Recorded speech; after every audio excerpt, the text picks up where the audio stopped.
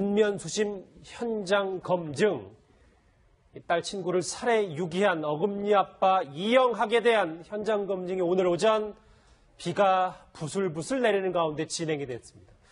자, 오늘부터 저희는 저 이영학의 얼굴과 실명을 공개합니다. 이 반인륜적 범죄를 저지른 사실을 시인했기 때문에 저희가 더는 저 어금니 아빠를 보호할 필요가 없다는 이 제작진의 판단에 있는데요. 일단 오늘 오전 9시 30분쯤 모자를 저렇게 둘러쓰고 흰색 마스크로 얼굴을 가린 채 망우동 본인의 집 근처에서 저렇게 현장 검증을 하기 위해 모습을 드러냈습니다. 이 소식 더 풍성하게 짚어주기 위해서 이수희 변호사님 나오셨습니다. 어서 오십시오. 먼저 심리 전문가이신 이제 박상희 소장님, 오늘 오전에 저 현장 검증하는 걸 쭉 보셨을 텐데 일단 저 범죄자의 태도 심리를 저희가 어떻게 좀 간명하게 파악할 수 있을까요? 글쎄요, 저는 심리를 중심으로 보게 되니까요. 범죄 현장은 이제 교수님이 설명해 주시겠지만은 보통 그래도 본인이 잘못을 한 것이 드러났을 경우에는 최소한의 그 상대에 대한 피해자에 대한 미안한 마음을 갖거나 혹시는 미안한 마음을 갖지 못하더라도 도의적으로 책임을 느끼기 때문에 죄송하다라는 정도의 얘기는 해야 되는데 지금 이영학은 전혀 그런 얘기도 없고 주변 사람들이 굉장히 지금 원성이 높고 굉장히 비난을 많이 하고 있습니다. 왜냐하면 이 사람의 인생을 한마디로 전 정리하라면 천사 코스프레를 했던 악마라고 얘기를 하고 싶은데요. 더 천사로 보였었기 때문에 주변 사람들의 실망은 더욱더 크고 놀라움도 크기 때문에 지금 비난의 정도가 굉장히 큼에도 불구하고 피해자의 중학생이나 그 가족에게 미안하다, 잘못했다라는 얘기가 없고 잘못했다는 얘기도 마치 무슨 그냥 건성으로 허공의 말을 버리듯이 죄송합니다 뭐 이런 식으로 얘기를 하고 있기 때문에 진정성이 없어요. 이영학이라는 사람은 전 기본적으로 진정성을 모르는 사람, 연극을 하는 삶을 살아온 사람이다라고 정의하고 싶습니다. 연극을 한 사람이다. 현장에서 오늘 어금니 아빠 이영학 씨의 목소리가 조금 들렸습니다. 같이 집중해서 들어보시죠. 어떻게 계신 거예요? 강력대장이에요. 경찰들도 4번 조사 받았어. 네, 왜 죽이신 거예요? 사람들 확인하기 위해서 현장 검증 실시할 거예요. 현장 검증 동의하실 거죠? 딸 친구 왜 죽이신 거예요?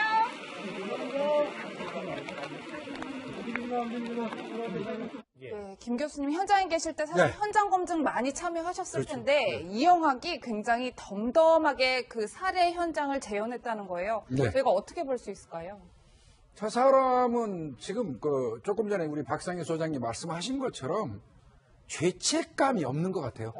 죄책감이 전혀 느껴지지 않고 박상희 소장님 말씀하신 것처럼 거짓 인생, 어떤 니플리즘을 앓고 있는 사람의 전형적인 특징일 수도 있거든요. 그래도 좀 고개를 숙인 약간의 눈치는 건 없는 겁니다. 일반적으로 좀 그래야 되는데 이 사람 보십시오. 어제도 얘기하면서 자신의 딸한테 미안하대요. 생떼 같은 남의 자식 갖다 살해한 사람이 그쪽에 대한 그 피해자 측에 대한 어떤 죄책감, 이 사과의 표시 없이 자신의 딸에 대해서 미안하다고 얘기를 하는 그 뻔뻔한 모습을 보이지 않습니까? 이 정도는 저 사람한테 예견된 어떤 표정이나 행동이라고 저는 생각됩니다. 글쎄요, 범행 동기는 당연히 입을 다물고 있는데 이수희 변호사님 방금 잠깐 얘기했지만 유족에게 뚜렷한 사과 한마디가 없네요. 그게 저는 이영학이 그러니까 범행 지금 동기에 대해서도 밝히진 않는 것처럼 계획적이고 고의적인 살인에 대해서 지금 제대로 자백을 안 하고 있는 거 아니냐.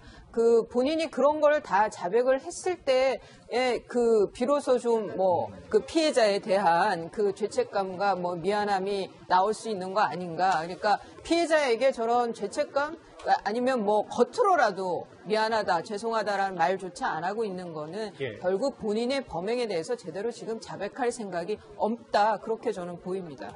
박 소장님, 저희 이 현장 검증 현장에 일단 확인되진 않았지만 취재기자의 전언에 따르면 그 유가족들은 참석하지 않았다는 거예요. 저희가 좀 그 마음이 참 많이 안 좋다 이렇게 봐야겠죠. 그렇습니다. 지금 너무 이 사건이 엽기적이다 보니까 너무 이 가해자의 어떤 캐릭터가 너무 엽기적이다 보고 그 딸이 너무 너무 좀 특이한 희귀병을 앓고 있었고 착한 사람인 줄 알았다 이런 일이 있어서 가해자 쪽에 집중이 돼 있긴 한데요. 사실 피해자에 집중을 좀 할 필요가 좀 있다라고 보고 피해자가 지금 14살 중학교 어린아이입니다.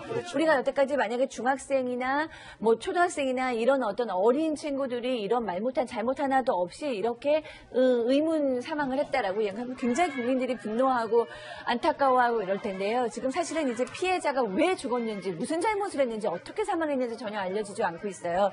이런 상황에서 유족의 마음은 뭐 저도 중학생 아들을 키우는 엄마 입장이지만 그걸 어떻게 말로 표현을 하겠습니까? 이 자리에 안 오신 게 다행인데 차차 또 이제 피해자의 상황이라던가 이렇게 알려질 때 받을 상처가 좀 걱정스럽습니다. 유족들은 안 왔지만 저렇게 가을비가 내리는 가운데 저 망우동에 있는 인근 이웃 주민들의 원성과 목소리 뭐 심하게는 욕설까지 저 이영학을 향하고 있었어요. 근데 아까 저도 현장 검증을 쭉 지켜봤는데 김복준 교수님. 네. 45분 동안은 비공개 현장 검증인데 도대체 그 안에서는 무슨 일이 벌어지는 겁니까? 본인이 4차례에 걸쳐서 경찰로부터 피의자 신문조서, 즉 말하면 범행과 관련된 어떤 진술을 했어요. 그 진술을 전부 맞춰가지고 범행의 순서, 그 다음에 그 범행에 소요되는 시간, 이런 것 등등을 그대로 실현을 시키는 겁니다. 그래서 그 실현을 하는 과정에서 모순이 있는지 여부를 찾아내는 게 현장 검증의 목적이거든요. 모순을요? 예, 그래서 이제 아마 본인이 진술한 자백한 내용을 토대로 해가지고 실질적으로 그게 맞는지 여부를 이제 재현하는 그런 거거든요. 근데 이제 아마 이 본인이 살해한 사실에 관해서는 인정을 하지만 지금 우리가 궁금한 거는 범행의 동기 아니겠습니까? 그렇죠. 범행의 동기는 저 사람이 끝까지 함구를 한다 그러면 경찰의 입장에서는 나중에 그 검찰로 또 공수장으로 송치를 할 때 검찰로 송치할 때 추정할 수밖에 없어요. 왜 죽였는지를 그냥 감으로 찾을 수 예, 없고. 그게 이제 어제부터 제가 자꾸 말씀을 드렸던 이유가 저 사람이 여러 학생들을 불러서 그 중에 하나를 선택해라 이렇게 한 건지 아니면 그 희생된 김양을 콕 집어서 얘기한 건지가 중요하다고 한 이유가요. 그 콕 찍어서 했다는 얘기는 바꿔서 얘기하면 그 여학생을 미리부터 점 찍어뒀던 거고 계획범죄라는 거고요. 그 다음에 그 여학생을 불러가지고 수면제를 먹여서 잠들게 하고 딸을 밖으로 내보내고 저 사람이 할 일이 뭐가 있겠습니까? 그 여학생하고 무슨 게임을 할 겁니까? 대화를 하겠습니까? 그렇다면 우리는 미루어 짐작할 수 있는 게 있잖아요. 거기에다 합산하는 게 있어요. 집에서 발견된 각종 그 음란성 성기구. 그 다음에 아내하고 16세 경에 만나서 17세에 출산한 성향. 그 다음에 이제 계속해서 지금 나오고 있습니다. 이 사람이 어떤 성매매에 참여했던 그 어떤 기록. 그 다음에 14세 아이들을 종업원으로 끌어들이려고 했던 정황. 이런 것 등등을 합산해서 끝까지 범행 동기를 함구한다면 그런 부분을 아마 경찰이 추정하는 형태로 기소할 겁니다. 그럼 범행 동기가 성적인 부분이 많다. 그거의 발로다 이렇게 보시는 거군요. 저는 그렇게 봅니다. 저는 그래서 그 얘기를 못하고 있다고 봐요. 그게 범행 동기였을 때, 우린 다들 지금 그렇게 예측은 하고 있지만, 예상을 하고 있지만, 그게 범행 동기라는 것이 이제 자백을 통해가지고 확인됐을 때는 지금 박 소장님 말씀대로 저 범인에 대한 분노가 지금 수준은 아닐 거란 말이죠. 그 다음에 본인이 받을 형량에 있어서도 그게 목적이었다라고 하면 훨씬 더 강화될 수 있기 때문에 그래서 본인이 끝까지 그거는 함구를 하고 있는 것 같은데 그 태도 자체가 또 한 번 그 유족들 입장에서는 사람을 정말 너무 괴롭히고 있는 처사 아닌가 싶어요. 하나만 더 말씀을 드리면요. 이미 사람을 살해한 사실을 인정을 했어요. 그런데 그 사람을 살해한 이유를 못 대는다는 얘기는 그 얘기를 하는 순간 비난이 집중된다는 거죠. 가중된다는 거죠. 정말로 말 못할 동기가 있는 거예요. 그래서 차마 말 못하는 겁니다. 예, 박 변호사님 지금까지 말씀처럼 피해 여중생을 특정을 해서 개인적 욕구를 해소하기 위해서 목 졸라 숨지게 했다. 이러면 우발적인 게 아니라 매우 계획적이었다. 죄질이 매우 나쁘다. 이렇게 봐야 될 것 같아요. 기본적으로는 이제 계획 범죄로 봐야 될 것 같고요. 우리 살인죄에서 양형 기준에서 가장 중요한 것은 범행 동기 부분입니다. 만약에 이제 성범죄를 저지르려고 했다면 강간 살인이 되어요. 그러면 뭐 사형 아니면 무기밖에 안 되는 아주 중한 범죄가 되고 아마 그런 것들을 일부는 알고 있는 게 아닌가. 그러다 보니까 이 사람이 범행 동기 부분에서 계속적으로 얘기를 하지 않는데 다만 현장 검증하는 과정에서 끝까지 이제 무엇보다 어려웠다면 어떤 도구라든지 아니면 그 위치라든지 살해하는 방법이라든지 이런 부분들은 현장 검증 과정에서는 일부는 드러났을 가능성도 배제할 수는 없다 생각이 좀 듭니다. 예. 박 소장님, 그런데 이 이영학이 자신을 향할 비난이 두려워서 범행 동기를 숨긴다면 그간 알려진 사실로는 지적장애 2급이 있다고 했단 말이에요. 이게 매치가 되는 건가요? 직접장애 2급은 뭐 성적 욕구를 뭐 충족하려는 행동 정도는 할 수 있었을지 모르지만 지금 이영학이 보여준 너무나 여러 가지의 삶의 정황들, 그 추가 모금을 하려고 하고 뭐 자동차를 튜닝을 하고 여러 가지 계획적인 범죄를 저지르고 SNS에 자기 글을 올리고 이랬던 것은 사실 2급은 정신 그 IQ가 50 아래로 보통 보기 때문에 좀 어려운 얘기고요. 하지만 지금 이제 제가 어떤 언론의 보도를 보니까 이영학이 총체적으로 종합합사는 2급이지만 지능지수는 상급에 속한다라는 거를 본 적이 있어요. 그렇다면은 한 70 정도, IQ 70 정도의 어떤 지능을 가지고 있다고 판단을 할 수도 있는데요. 그렇게 되면은 이런 계획 범죄가 가능하죠. 70 정도의 IQ는 사실 일상생활을 가능하게 하고 어느 정도의 교육을 통해 자기 삶을 영위할 수가 있기 때문에. 그리고 저는 또 하나 나가서 제가 맨 처음에 무슨 단어를 얘기했냐면은 연극이라는 단어를 얘기했는데요. 예. 과연 이 사람이 정신 어떤 지능이 약하다는 거 이런 것도 다 실제로 믿어도 되는가 하는 생각이 드는 거예요. 그러니까 자기의 삶이 완벽하게 두 가지 모습을 가진 이중생활하는 연극을 하는 사람이었는데 만약에 그럼 뭐 지능지수 테스트라든가 이런 것도 충분히 거짓을 할 수 있습니다. 뭐 물어보는 그 항목마다 다 반대로 쓰거나 모른다고 쓰거나 비워놓거나 거짓말을 할 수도 있어요. 그렇기 때문에 나는 장애를 가지고 있어. 나는 희귀질환을 가지고 있어. 나는 정신적으로 문제가 있어. 나는 지능이 따라가지 못해. 우리 아이는 아픈 아이야. 우리 집은 가난해. 이런 식으로 충분히 연극을 했을 수 있는 가능성이 있기 때문에 이 사람이 얘기하고 있는 어떤 이런 것들 또 장애 지수라든가 이런 것도 근본적으로 다시 한번 제고할 필요가 있다라는 생각이 듭니다. 결국은 만약에 지능지수가 많이 낮은 상태에서 범죄를 저질렀다면 뭐 수사기관에서도 참조가 돼야 되고요. 특히 재판하는 과정에서는 양형에서 고려가 돼야 됩니다. 그렇죠. 그렇기 때문에 저 지적장애 2급이라고 하기에는 상당히 계획적이고 또 연극적이고 이런 부분들이 쉽지가 않아요. 자동차 튜닝 부분도 마찬가지고요. 막 그렇기 때문에 수사기관이나 재판기관에서 새롭게 아마 감정을 좀 해야 되지 않을까. 아마 학력이 조금 부족하다 보니까 그거를 이렇게 간질이나 뭐 이런 걸 통해서 이렇게 거짓으로 했을 가능성도 배제를 못할 것 같고 그렇다면 그 지적장애 부분도 잘못됐을 가능성도 있다고 생각합니다. 그러니까 정신지체 3급, 지적장애 3급을 합산해가지고 2급을 준 거거든요. 예. 그런데 저 사람 같은 경우는 조금 전에 우리 박 소장님 말씀하신 것처럼 항목에다가 거짓으로 충분히 기재할 수 있는 교활함이 있을 거고요. 더 나아가서는 판정관의 입장에서 볼 때는 저 사람은 유명한 사람이에요. 세계에서 6명밖에 앓고 있지 않은 그 희귀병을 앓고 있는 사람이고 SNS를 통해서 국민들로부터 굉장히 그 지원과 지지를 받고 있는 사람이에요. 그러게요. 그런 사람이 와가지고 자신의 알츠하이머 병 뭐 관련된 거, 자신의 어떤 정신적인 충격을 얘기하는 거 이런 거 등등은 상당히 설득력 있게 받아들였을 가능성이 있습니다. 예. 지금까지 이제 쭉 화면으로 보셨던 건 오늘 오전에 있었던 현장 검증에서의 이영학 어금니 아빠의 모습이었고요. 지금부터는 이영학 씨의 새로 드러난 행적, 이영학의 새로 드러난 행적에 좀 집중을 해보겠습니다. 과거 목소리 한번 들어봐야 될 것 같습니다. 같이 보시죠. 앞으로 20년 이상은 수술을 받아야 합니다. 전 그만큼 더더욱 열심히 살고 있습니다. 전 영원히 여러분을 기억하고 사랑합니다. 여러분께서는 저에게 3번의 삶을 주셨습니다. 여러분께서 늘 도와주셔서 감사합니다. 앞으로는 더욱더 열심히 살고 제가 살아있는 동안 병비가 만들어진다면 전 더 이상 바랄 것도 없고 더 이상 원하는 것도 없습니다. 본인이 오늘 현장 검증에서조차 이 범행 동기를 제대로 밝히지 않았다면 우리가 한번 추적을 해봐야 되죠. 그렇죠. 박상희 소장님, 네. 10대 좀 평소 10대들이 집착했다는 내용이 나오는데 보니까 뭐 함께할 동생을 구한다. 나이는 14살부터 20살 때까지. 그리고 또 하나가 있습니다. 저는 저 부분이 좀 충격적이었던 게 뭐냐면 같이 보시죠. 세상에서 가장 위대한 사랑은 14세의 사랑이라고 합니다. 저거 어떻게 분석해야 됩니까? 네.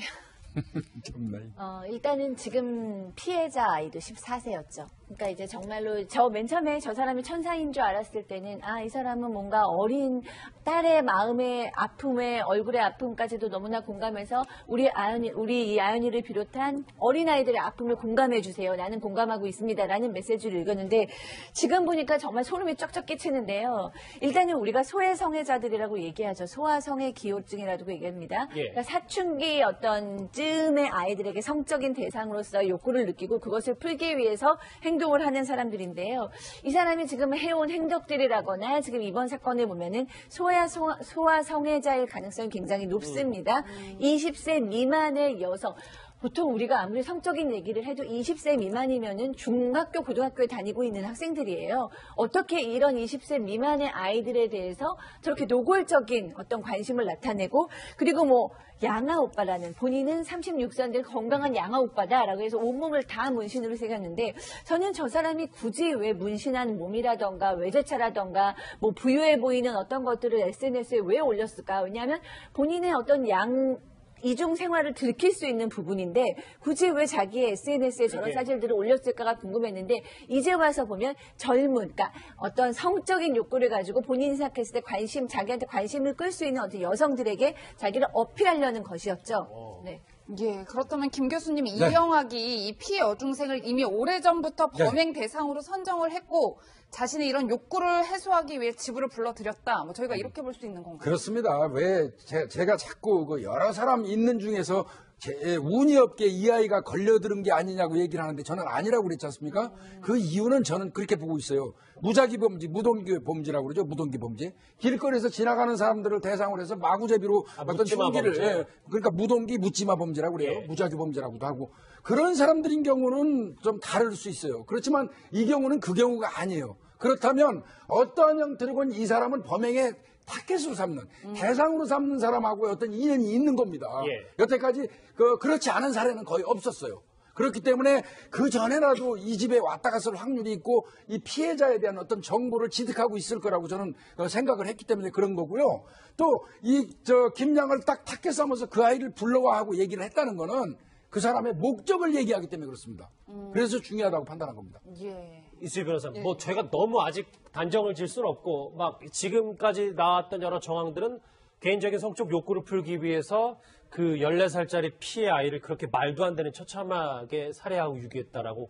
만약 그게 아니라면 본인 스스로가 좀 심리적 노출증에 걸려서 좀 여러 가지 것들을 남한테 보여주자 이런 식의 행동들은 아니었을까요? 그거는 이 살해 이전께는 그렇게 해석을 할 수 있지만 이 살해 행위에 대해서는 이게 무슨 이게 어떻게 SNS에 노출된다 해서 본인한테 공개된다고 해서 유리할 게 하나도 없잖아요. 그러니까 SNS라든가 이런 다양한 그 매체들을 이용을 해서 본인이 유명해지는 거, 유명해진다는 게 일정 부분 현대 사회에서는 그게 호감으로, 대중한테 호감으로 또 가는 경우도 있거든요. 그게 특히나 이제 이 10대 어린 친구들한테는 그게 더 소위 말해서 먹힐 수는 있는 거죠. 하지만 이게 살해행위하고는 또 별개의 문제라고 생각이 들고요. 이전까지, 이 살해행위가 있기 이전까지 이영학이 보여준 태도는, 그게 단순히 관심을 받고 싶어 하는 정도가 아니라 그것이 사기 범행이었었고요. 그리고 또 하나는 뭔가 그 피해자들을 유인해 오는 그 방법으로 이 SNS를 사용한 것이 아닌가. 지금 와서 생각하면 좀 그렇게도 추측이 됩니다. 박상희 소장님 지금 보시는 것처럼 이영학은 죽은 부인의 영정사진을 들고 셀카 동영상을 찍을 정도로 관심과 과시욕이 대단했단 말이에요. 끔찍한 생각이지만 지금조차도 이 쏟아지는 카메라 플래시를 혹시 즐기고 있는 건 아닐까? 이런 끔찍한 생각이 들어요.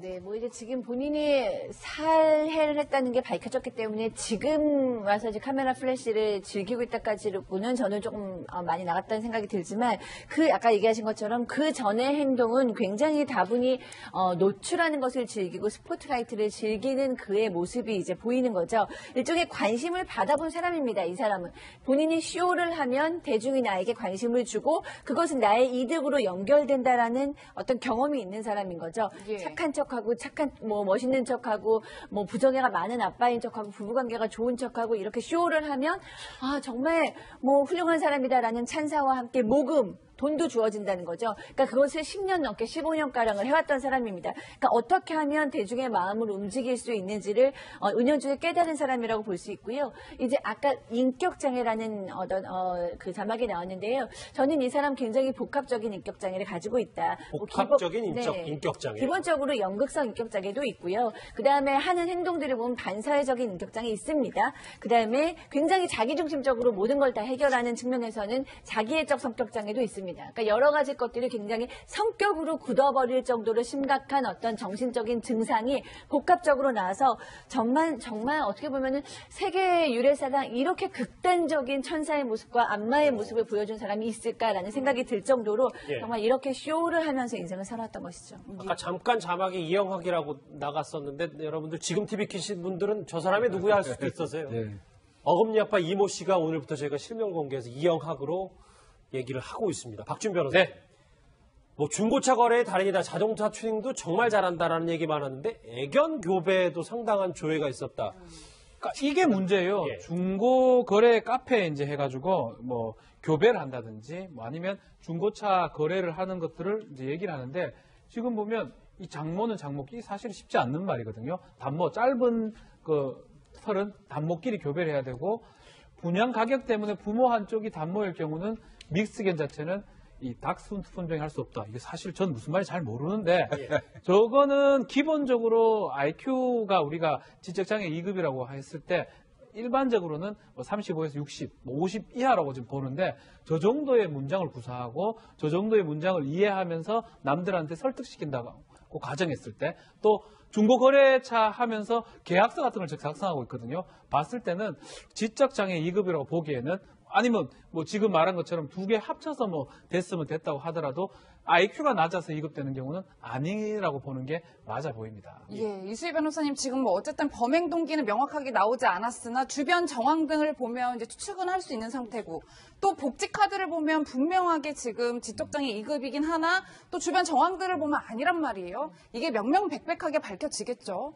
이게 이제 그 앞으로 검찰 송치가 되고 그리고 또 법원까지 가면서 그 성향에 대한 분석도 받을 거고 또 정신 분석도 받을 거고 뭐 그래서 전문가들의 의견서가 분명히 나올 겁니다. 그런데 그 이전에 이제 이 범행 동기에 그 많은 관심이 있지만 한편으로 또 입장을 바꿔 생각하면 이 피해 여학생의 부모들은 가족들은 정말 이 범행 동기가 그거라고 했을 때, 우리가 모두 예상하는 그거라고 했을 때, 그 받을 충격이 또 얼마나 클까. 또 한편은 또 그런 화도 나고, 마음도 너무 아프고 그렇습니다.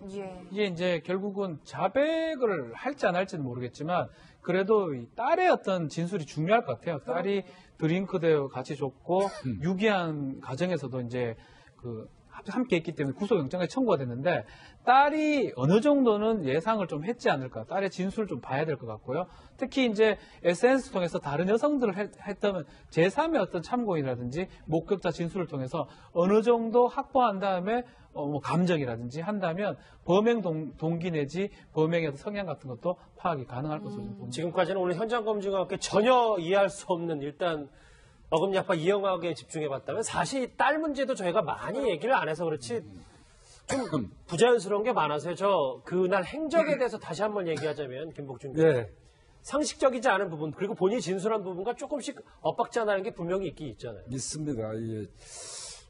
일단 딸이 한번 상식적으로 생각을 해보자고요. 아버지가 네 친구 김양을 불러라. 불렀어요. 유인한 겁니다. 불렀어요. 자, 그 다음에 수면제 먹이자. 졸피뎀 섞여있는 그 드링크를 먹이자. 본인이 먹였어요. 잠들자 너는 나가서 친구들이랑 놀다 와라. 그리고 이제 4시간 가까이 밖에 나가서 놀다가 들어왔다는 거예요. 그러면 14살 정도 되는 아이가 내가 나가고 난 이후에 우리 아빠가 내 친구, 잠들어 있는 내 친구하고 무슨 짓을 하기 위해서 나를 밖에 나가라고 했을까? 이거 생각 안 할까요? 이거는 그 내용만 봐도 이 아이는 향후에 적어도 아이를 살해한다까지는 아마 인지하지 못했다고 저는 생각해요. 그렇지만 적어도 아버지가 내 친구를 대상으로 해서 무슨 짓을 할 거라는 거는 예측했을 거라고 저는 보거든요. 그다음에 그 이후에 살해된 이후에 이제 그 영월로 사체를 트렁크에 넣어서 옮길 때 일부분 뒤에서 도와줘요. 그리고 이제 알리바이 그 엄마를 그리워해서 부녀가 여행 가는 것처럼 알리바이 만들기 위해서 영정사진 가슴에 품고 조수석에서 앉는 모습까지 연출을 하거든요. 예. 이런 거 봐서는 아이가 철저하게 아버지의 어떤 그 지시에 따르는 성향을 보이고 있는데 그거는 이제 몇 가지로 나눌 수 있을 것 같아요. 일단은 두 사람이 부녀지간이라는 것 때문에 뭐 따를 수 있겠죠. 그 다음에는 이 사람들이 그 심정적으로 더 공유하는 건 있어요. 부녀지간을 떠나서 희귀병을 앓고 있다는 동병상련의 심정이 분명히 존재합니다. 그 다음 세 번째는 현재 이 아이가 믿을 사람은 엄마도 없어요. 아버지가 유일해요. 거기에 의존할 수밖에 없고요. 네 번째는 이 아이 상당히 이 밖에 외모에 민감한 나이입니다. 중3이면. 늘 아버지가 얘기했을 거예요. 무슨 일이 있어도 무슨 짓을 해서라도 너 외모 아빠가 다 고쳐주고 할게. 알겠습니다. 따라갈 수밖에 없을 겁니다. 예, 박 소장님, 저는 딸의 행적 중에 이 부분도 참 이상한데, 어쨌든 이제 딸이 자신의 친구가 살해당한 것을 알게 됐어요. 인지를 했는데 그 다음날 오전에 다른 친구들을 불러서 나가서 서점에도 가고 운동화도 사서 신고 이랬다는 거예요. 그러니까 이 딸은요, 정말 정신적으로 좀 연구를 해야 되는, 왜냐하면 사실은 이 딸은 어차피 공범이기 때문에 우리가 안타까워하고 불쌍해 줄 수 있는 수준은 지금 지난 거죠. 또 친구에게 수면제를 주고, 저도 이제 이런 일이 밝혀지기 전까지는 그래도 딸도 너무나 불쌍하다, 피해자 중에 한 명이다라고 얘기를 했는데, 굉장히 이제 뭐 딸이 친구를 이제 사망케 이르겠는데 굉장히 좀 공범의 역할을 했기 때문에 사실은 지금 굉장히 안타깝고 화가 나는 상황인데요. 예. 이 딸 같은 경우에는 자아 주독성이라는, 그러니까 우리가 사랑을 살아갈 때, 사람이 세상을 살아갈 때 정체성이라는 것이 있고 자아감이라는 게 있지 않습니까? 주도성이 있고, 이 딸은 그런 게 있을까를 한번 생각해 볼 필요가 있습니다. 왜냐하면은 우리나라에 3명밖에 없고 전 세계에 몇 명 없다는 희귀 병을 앓고 있는데 그 병을 아버지랑 똑같이 앓고 있는 사람이에요. 그렇기 때문에 태어날 때보다도 엄청나게 큰 병을 앓고 있고 어려졌을 때부터 수없는 수술을 받아왔단 말이에요. 아버지랑 똑같이. 예. 그래서 커오는 과정 중에 어떻게 보면 아버지와 심리적으로는 거의 쌍둥이, 거의 아버지와 합체된 상황일 수 있습니까? 그렇기 때문에 엄마의 죽음 앞에서도 아버지 편을 쓸 수 있었거나 혹은 아버지가 시키는 대로 할 수 있었던 어떤 그런 삶을 살았을 가능성이 높고요. 그런 연장성에서는 딸이 친구의 죽음에 놀랄 수는 있지만 아주 우리가 흔히 얘기하는 깊은 죄책감이라든가 이런 거는 못 느끼고 아버지의 인생을 함께 살고 있을 확률도 저는 높다라고 생각합니다. 그래서 뭐 수면제 음료수도 하고 범행에 가담을 한 시키는 거고. 대로 다 하는 거죠. 그렇게 태어났을 때부터 그렇게 된 거죠. 뭐 일련의 과정들, 뭐 오늘 현장 검증부터 딸의 뭐 수상적인 행적까지 다 얘기했는데 그러면 그러니까 뭐 이영학에 대해서는 차차 또 얘기할 때가 있겠지만 박준 변호사님, 딸 이 처벌 범위는 어떻게 돼요? 딸도 지금 만만치 않아요. 우리 딸이 지금 좀 빼놓고 생각했는데 14세예요. 그러게요. 부산 여중생 사건 때 14세 소녀에 대해서 구속영장 청구하는데 상당히 힘들었거든요. 영장 발부 부분도. 근데 지금 14세 소년에 대해서 구속영장을 지금 검찰에 청구한다라는 거는 그만큼 피해자보다는 가해자에 가깝다고만 수사기관을 보는 걸로 보입니다. 일단은 사체 유기 부분은 뭐 성립할 걸로 보이고 살인죄, 미필적 고의내지 이런 것들이 있느냐 없느냐 이 부분인데 아직까지는 확정적이지 않지만 경찰이나 검찰의 수사기관에서 봤을 때는 어느 정도는 공범으로 조력을 하고 있었다고 판단하지 않을까. 그렇기 때문에 사실은 피해자, 우리 박상현 선생님이 말씀하신 것처럼 피해자이기도 하거든요. 그 딸 입장에서는. 그렇지만 그 수사기관에서는 피해자보다는 아주 범인에 가까운 어떤 그런 인지를 하고 있다고 저는 생각이 좀 듭니다. 그럼 이수 변호사 어금니 부녀가 동시에 이제 그나 중한 처벌을 받을 수도 있는 부분이 있겠죠. 예, 이게 형사 미성년자가 아닌 걸로 보여요. 이 딸이 지금 14세에 딱 걸려서. 그래서, 그 공범 내지는 방조적인 공범으로, 처벌을 받을 텐데 또 하나는 그런 생각도 해볼 수 있어요. 박 소장님 말씀하신 대로 이 딸이 정상적인 환경에서 자라왔다라고 하면은 그러면은 이 아버지 이 행위에 가공한 거는 처벌을 받아야 되죠. 법적으로. 예. 당연히 그에 상하는 처벌을 해야 되는데 이 아이의 환경 자체가 정서적이나 뭐 다른 기타 학대 상황에서 이 아이가 자라왔다라고 하면은 그러면은 법적인 책임은 조금 달라질 수도 있습니다. 근데 그거는 뭐 이후 진행되는 과정을 봐야 될 것 같아요. 무엇보다도 이 딸의 경우에는 심리 분석을 통해서 정상적인지 아닌지부터 이 기존의 가정 환경을 좀 아주 내밀하게 들여다보는 과정이 필요할 겁니다. 경찰에서 당연히 이 딸에 대한 학대 여부를 수사하는 것은 공식입니다. 아마 이 사건하고는 별개로 당연히 딸을 대상으로 해서 입건하고 구속영장은 청구하지만 그동안 아버지로부터 각종 학대를 받았는지 여부는 분명히 조사할 겁니다. 예. 알겠습니다. 세가를 떠들썩하게 하고 있는 어금니 아빠 이영학의 오늘 현장 검증 얘기까지 정리를 해봤습니다. 그 태도 자체가 또 한 번 그 유족들 입장에서는 사람을 정말 너무 괴롭히고 있는 처사 아닌가 싶어요. 하나만 더 말씀을 드리면요. 이미 사람을 살해한 사실을 인정을 했어요. 그런데 그 사람을 살해한 이유를 못 대는다는 얘기는 그 얘기를 하는 순간 비난이 집중된다는 거죠. 가중된다는 거죠. 정말로 말 못할 동기가 있는 거예요. 그래서 차마 말 못하는 겁니다. 예, 박 변호사님 지금까지 말씀처럼 피해 여중생을 특정을 해서 개인적 욕구를 해소하기 위해서 목 졸라 숨지게 했다. 이러면 우발적인 게 아니라 매우 계획적이었다. 그렇죠. 죄질이 매우 나쁘다. 이렇게 봐야 될 것 같아요. 기본적으로는 이제 계획 범죄로 봐야 될 것 같고요. 우리 살인죄에서 양형 기준에서 가장 중요한 것은 범행 동기 부분입니다. 만약에 이제 성범죄를 저지르려고 했다면 강간 살인이 되어요. 그러면 뭐 사형 아니면 무기밖에 안 되는 아주 중한 범죄가 되고 아마 그런 것들을 일부는 알고 있는 게 아닌가. 그러다 보니까 이 사람이 범행 동기 부분에서 계속적으로 얘기를 하지 않는데 다만 현장 검증하는 과정에서 끝까지 이제 묵묵부답하기는 어려웠다면 어떤 도구라든지 아니면 그 위치라든지 살해하는 방법이라든지 이런 부분들은 현장 검증 과정에서는 일부는 드러났을 가능성도 배제할 수는 없다 생각이 좀 듭니다. 예, 박 소장님 그런데 이 이영학이 자신을 향할 비난이 두려워서 범행 동기를 숨긴다면 그간 알려진 사실로는 지적장애 2급이 있다고 했단 말이에요. 이게 매치가 되는 건가요? 지적장애 2급은 뭐 성적 욕구를 뭐 충족하려는 행동 정도는 할 수 있었을지 모르지만 지금 이영학이 보여준 너무나 여러 가지의 삶의 정황들 그 추가 모금을 하려고 하고 뭐 자동차를 튜닝을 하고 여러 가지 계획적인 범죄를 저지르고 SNS에 자기 글을 올리고 이랬던 것은 사실 2급은 정신 IQ가 50 아래로 보통 보기 때문에 좀 어려운 얘기고요. 하지만 지금 이제 제가 어떤 언론의 보도를 보니까 이영학이 총체적으로 종합합사는 2급이지만 지능지수는 상급에 속한다라는 걸 본 적이 있어요. 그렇다면은 한 7. 근데 이제 아마 이 본인이 살해한 사실에 관해서는 인정을 하지만 지금 우리가 궁금한 거는 범행의 동기 아니겠습니까? 그렇죠. 범행의 동기는 저 사람이 끝까지 함구를 한다 그러면 경찰의 입장에서는 나중에 그 검찰로 또 공수장으로 송치를 할 때 검찰로 송치할 때 추정할 수밖에 없어요. 왜 죽였는지를 그냥 감으로 찾을 수밖에 없어요. 그게 이제 어제부터 제가 자꾸 말씀을 드렸던 이유가 저 사람이 여러 학생들을 불러서 그 중에 하나를 선택해라. 이렇게 한 건지 아니면 그 희생된 김양을 콕 집어서 얘기한 건지가 중요하다고 한 이유가요.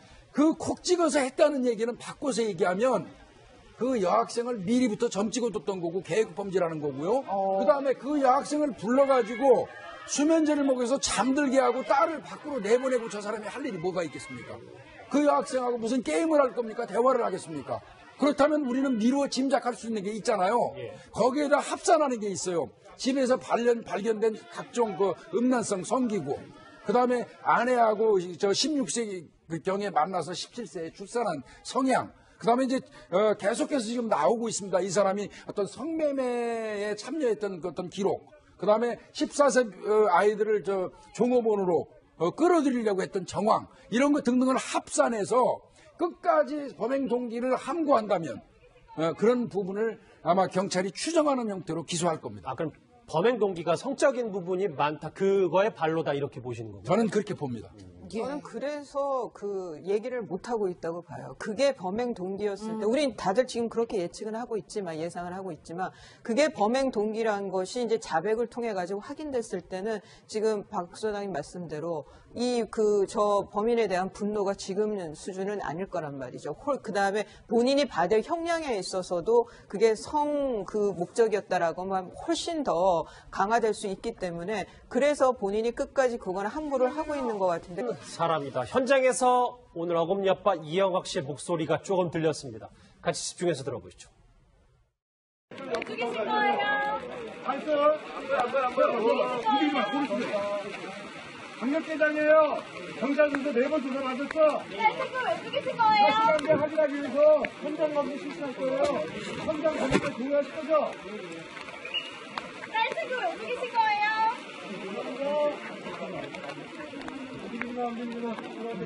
네, 김 교수님 현장에 계실 때 사실 네. 현장 검증 많이 참여하셨을 그렇죠. 텐데 이영학이 굉장히 덤덤하게 그 살해 현장을 재현했다는 거예요. 네. 저희가 어떻게 볼 수 있을까요? 저 사람은 지금 조금 전에 우리 박상희 소장님 말씀하신 것처럼 죄책감이 없는 것 같아요. 죄책감이 전혀 느껴지지 않고, 박상희 소장님 말씀하신 것처럼 거짓 인생, 어떤 리플리 증후군을 앓고 있는 사람의 전형적인 특징일 수도 있거든요. 그래도 좀 고개를 숙인 약간의 일반- 눈치는 건 없는 겁니다. 일반적으로 좀 그래야 되는데 이 사람 보십시오. 어제도 얘기하면서 자신의 딸한테 미안하대요. 생떼 같은 남의 자식 갖다 살해한 사람이 그쪽에 대한 그 피해자 측에 대한 어떤 죄책감, 이 사과의 표시 없이 자신의 딸에 대해서 미안하다고 얘기를 하는 그 뻔뻔한 모습을 보이지 않습니까? 예. 이 정도는 저 사람한테 예견된 어떤 표정이나 행동이라고 저는 생각됩니다. 글쎄요, 범행 동기는 당연히 입을 다물고 있는데 이수희 변호사님 방금 잠깐 얘기했지만 유족에게 뚜렷한 사과 한마디가 없네요. 그게 저는 이영학이 그러니까 범행 지금 동기에 대해서도 밝히진 않는 것처럼 계획적이고 고의적인 살인에 대해서 지금 제대로 자백을 안 하고 있는 거 아니냐. 본인이 그런 걸 다 자백을 했을 때에 비로소 좀 그 피해자에 대한 그 죄책감과 미안함이 나올 수 있는 거 아닌가. 그러니까 피해자에게 저런 죄책감 아니면 겉으로라도 미안하다, 죄송하다. 인면수심 현장 검증. 딸 친구를 살해 유기한 어금니 아빠 이영학에 대한 현장 검증이 오늘 오전 비가 부슬부슬 내리는 가운데 진행이 됐습니다. 자, 오늘부터 저희는 저 이영학의 얼굴과 실명을 공개합니다.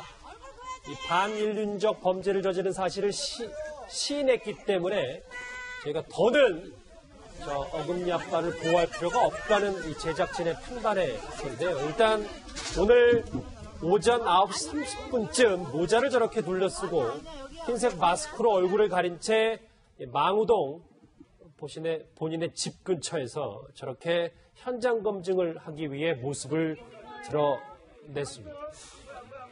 이 소식 더 풍성하게 짚어주기 위해서 이수희 변호사님 나오셨습니다. 어서 오십시오. 먼저 심리 전문가이신 이제 박상희 소장님, 오늘 오전에 저 현장 검증하는 거 쭉 보셨을 텐데 일단 저 범죄자의 태도 심리를 저희가 어떻게 좀 간명하게 파악할 수 있을까요? 글쎄요, 저는 심리를 중심으로 보게 되니까요. 범죄 현장은 이제 교수님이 설명해 주시겠지만은 보통 그래도 본인이 잘못을 한 것이 드러났을 경우에는 최소한의 그 상대에 대한 피해자에 대한 미안한 마음을 갖거나 혹시는 미안한 마음을 갖지 못하더라도 도의적으로 책임을 느끼기 때문에 죄송하다라는 정도의 얘기는 해야 되는데 지금 이영학은 전혀 그런 얘기도 없고 주변 사람들이 굉장히 지금 원성이 높고 굉장히 비난을 많이 하고 있습니다. 왜냐하면 이 사람의 인생을 한마디로 전 정리하라면 천사 코스프레를 했던 악마라고 얘기를 하고 싶은데요. 더 천사로 보였었기 때문에 주변 사람들의 실망은 더욱더 크고 놀라움도 크기 때문에 지금 비난의 정도가 굉장히 큼에도 불구하고 피해자의 중학생이나 그 가족에게 미안하다, 잘못했다라는 얘기가 없고 잘못했다는 얘기도 마치 무슨 그냥 건성으로 허공의 말을 버리듯이 죄송합니다 이런 식으로 얘기를 하고 있기 때문에 진정성이 없어요. 이영학이라는 사람은 전 기본적으로 진정성을 모르는 사람, 연극을 하는 삶을 사온 사람이다라고 정의하고 싶습니다. 연극을 한 다라는 말조차 안 하고 있는 거는 결국 본인의 범행에 대해서 제대로 지금 자백할 생각이 없다. 그렇게 저는 보입니다. 박 소장님, 저희 이 현장 검증 현장에 일단 확인되진 않았지만 취재기자의 전언에 따르면 그 유가족들은 참석하지 않았다는 거예요. 저희가 좀 그 마음이 참 많이 안 좋다 이렇게 봐야겠죠. 그렇습니다. 지금 너무 이 사건이 엽기적이다 보니까 너무 이 가해자의 어떤 캐릭터가 너무 엽기적이다 보고 그 딸이 너무 좀 특이한 희귀병을 앓고 있었고 착한 사람인 줄 알았다 이런 일이 있어서 가해자 쪽에 집중이 돼 있긴 한데요. 사실 피해자에 집중을 좀 할 필요가 좀 있다라고 보고 피해자가 지금 14살 중학교 어린아이입니다. 우리가 여태까지 만약에 중학생이나 초등학생이나 이런 어떤 어린 친구들이 이런 말 못한 잘못 하나도 없이 이렇게 의문 사망을 했다라고 얘기하면 굉장히 국민들이 분노하고 안타까워하고 이럴 텐데요. 지금 사실은 이제 피해자가 왜 죽었는지 무슨 잘못을 했는지 어떻게 사망했는지 전혀 알려지지 않고 있어요. 있어요. 이런 상황에서 유족의 마음은 뭐 저도 중학생 아들을 키우는 엄마 입장이지만 그걸 예. 어떻게 말로 표현을 하겠습니까? 이 자리에 안 오신 게 다행인데 차차 또 이제 피해자의 상황이라던가 이렇게 알려질 때 받을 상처가 좀 걱정스럽습니다. 유족들은 안 왔지만 저렇게 가을비가 내리는 가운데 저 망우동에 있는 인근 이웃 주민들의 원성과 목소리 뭐 심하게는 욕설까지 저 이영학을 향하고 있었어요. 근데 아까 저도 현장 검증을 쭉 지켜봤는데 김복준 교수님. 네. 45분 동안은 비공개 현장 검증인데 도대체 그 안에서는 무슨 일이 벌어지는 겁니까? 본인이 4차례에 걸쳐서 경찰로부터 피의자 신문조서, 즉 말하면 범행과 관련된 어떤 진술을 했어요. 그 진술을 전부 맞춰가지고 범행의 순서, 그 다음에 그 범행에 소요되는 시간, 이런 것 등등을 그대로 실현을 시키는 겁니다. 그래서 그 실현을 하는 과정에서 모순이 있는지 여부를 찾아내는 게 현장 검증의 목적이거든요. 아, 모순을요? 예, 그래서 이제 아마 본인이 진술한 자백한 내용을 토대로 해가지고 실질적으로 그게 맞는지 여부를 이제 재현하는 그런 거거든요.